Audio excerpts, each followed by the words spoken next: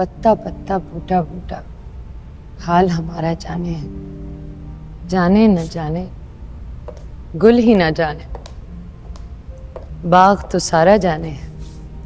There is something about Neelofar when she just wants to do everything, and because there's a part of her that's so brave, that's so curious. Like I almost want to be Neelofar. I feel very attached to Neelofar.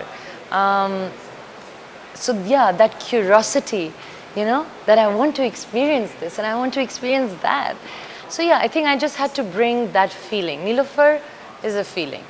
It's a story of a writer who's hit a block, and he keeps coming to Lahore, and on one such visit he bumps into the most unlikely muse, you know, because what are the odds that I'm telling you a little bit of the story, but what are the odds that he's going to bump into a woman? Out of what relation or what coincidence would he bump into a woman who's visually impaired? And then it turns into this unbelievable romance. बात करनी मुझे मुश्किल कभी ऐसी तो ना थी, जैसी अब है तेरी महफिल कभी ऐसी तो ना थी. नाजुकी उसके लब की क्या कहिए,